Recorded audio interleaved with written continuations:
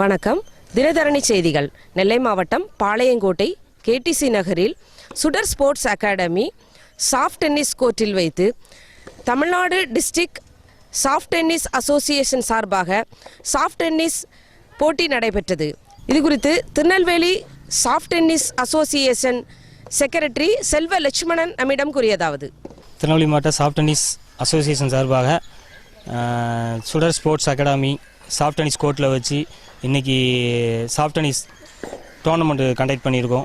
So இந்த tournament இதில் win பண்ணக்கூடியவங்க வந்து தமிழ்நாடு அளவில் ஆகஸ்ட் மாதம் 5-6 சேலத்தில் நடைபெறக்கூடிய போட்டிக்கு அவங்க செலக்ட் பண்ணி அவங்கள அழைச்சிட்டு செல்ல இருக்கிறோம். தமிழ்நாட்டு அளவில் இந்த சாஃப்ட் டென்னிஸ்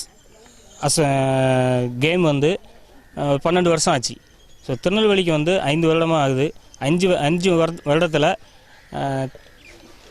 நேஷ்னல் லெவலில் தமிழ்நாடுக்கு ரெப்ரசன்ட் பண்ணி நேஷ்னல் லெவலில் 2 மாணவர்கள் நம்ம திருநெல்வேலியிலேருந்து விளையாண்டுருக்கிறாங்க.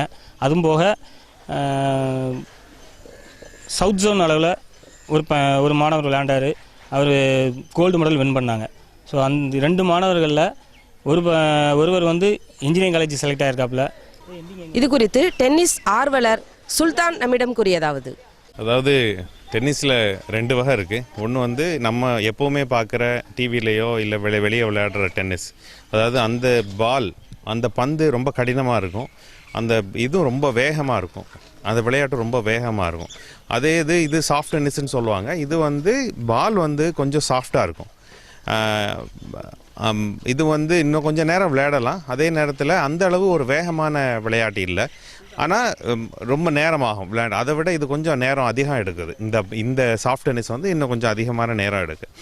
இது உள்ள இது என்னென்னு பார்த்தீங்கன்னா, அட்வான்டேஜஸ் அப்படின்னு பார்த்தீங்கன்னா, யாருனாலும் விளையாடலாம். அதுக்குள்ள ஒரு பலம், இதுக்கு வந்து பெரிய ஒரு உடல் பலம் வந்து இதுக்கு தேவையில்லை, யாருனாலும் விளையாடலாம். அது வந்து நமக்கு ஒரு பெரிய அட்வான்டேஜ். நமக்கு அந்த டென்னிஸை பார்த்து நம்ம ஒரு ஆச்சரியமாக ஒரு இதை பட வேண்டிய அந்த மாதிரி விஷயம் இல்லை, யாருனாலும் விளையாடலாம். ஒன்று. இன்னொன்று பார்த்தீங்கன்னா, இது வந்து யாருமே விளையாட மாட்டாங்க, இது சும்மா விளையாண்டு என்ன பண்ண அப்படின்னு ஒரு கேள்வியெல்லாம் தேவையில்லை. இது இன்னைக்கு ஒலிம்பிக் அசோசியேஷனோட வேர்ல்டு ஒலிம்பிக் அசோசியேஷனால் அங்கீகரிக்கப்பட்ட ஒரு விளையாட்டாக இருக்குது. இந்தியாவில் வந்து நிறையா விளையாடுறாங்க. ஒலிம்பிக் கேம்ஸ்லையும் வரதா ஒரு பேச்சு இருக்குது. எஸ்டிஏடி, அதாவது Tamil Nadu sports development authority of Tamil Nadu, இவங்க அப்ரூவ் பண்ண ஒரு விளையாட்டு.